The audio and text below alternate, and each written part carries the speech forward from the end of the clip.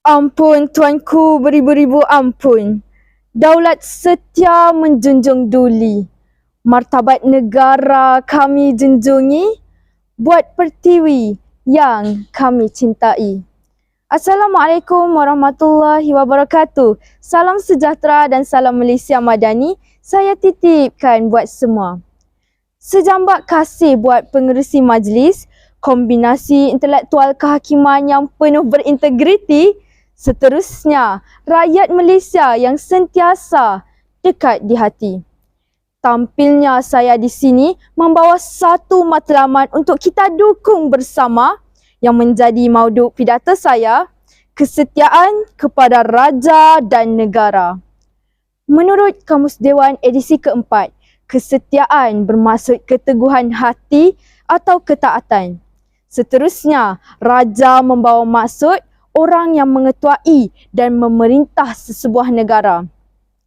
Negara pula dapat didefinisikan sebagai kumpulan masyarakat yang mendiami sesuatu kawasan.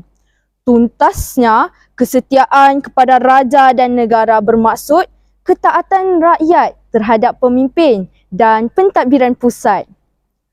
Bagi mengupas tajuk ini, 3 pragmatik utama saya bawakan anda bersama saya. Pertama, kesetiaan rakyat, lambang daulat.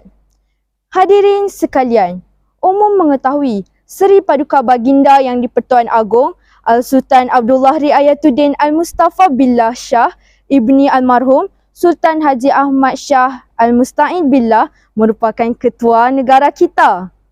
Sesebuah negara beraja dengan kepelbagaian kaum wajar memiliki tampuk kepimpinan negara yang utuh dengan meletakkan pasak kesetiaan rakyat kepada baginda agar kedaulatan negara terus terpelihara.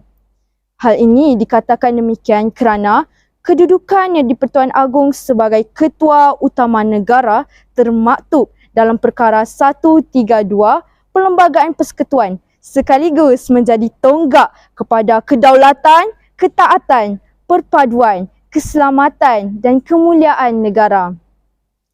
Contoh yang dapat dikaitkan ialah Duli Yang Maha Mulia Seri Paduka Sultan Dr. Nazrin Muizzuddin Shah Ibni Almarhum Sultan Azlan Muhibbuddin Shah Al-Maghfurullah Sultan Perak yang ke-35. Baginda sentiasa memastikan keselamatan dan kebajikan negeri di bawah naungannya berada dalam keadaan yang baik.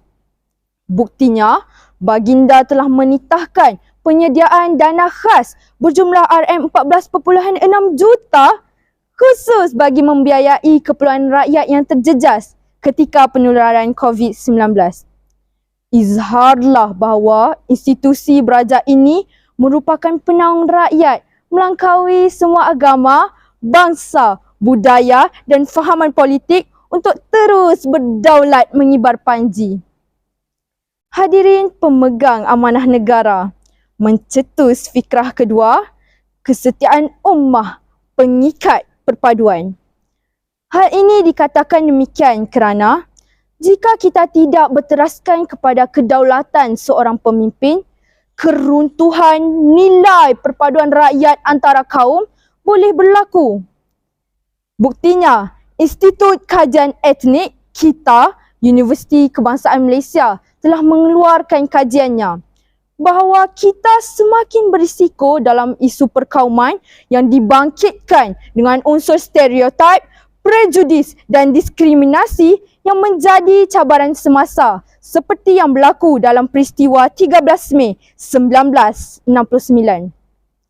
Keadaan ini berlaku akibat kurangnya penghayatan kepada Perlembagaan Persekutuan.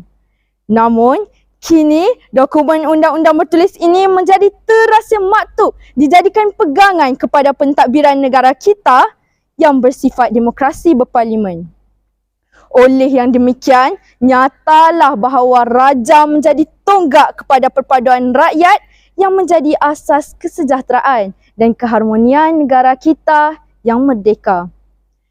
Para hadirin yang dikasihi, pasak yang terakhir pula, rakyat bersatu, negara maju.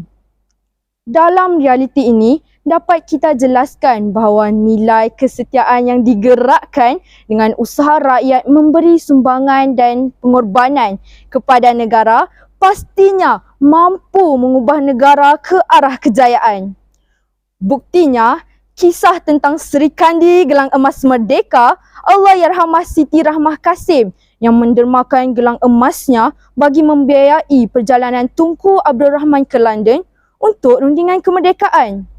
Hal ini menunjukkan kerelaan rakyat dalam bebas menyerahkan jiwa dan raga untuk mendaulatkan negara.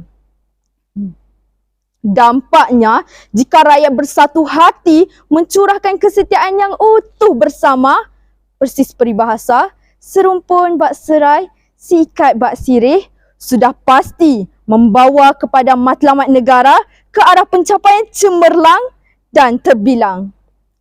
Hadirin sekalian, sebagai penutup tirai pidato ini, saya ingin menegaskan bahawa kesetiaan kepada raja dan negara perlu disematkan dalam sanubari setiap lapisan masyarakat, tidak mengira kaum maupun pangkat, kerana pemimpin umpama kayu besar di tengah padang, tempat bernaung kepanasan, tempat berlindung kehujanan. Besarlah harapan kepimpinan tertinggi untuk kita teguh bersatu, menjunjung daulat dan mengangkat martabat negara agar mengekalkan keamanan dan kesejahteraan tanah air kita, Malaysia. Sampai di sini sahaja madah saya. Pemidato Bestari mengundur diri.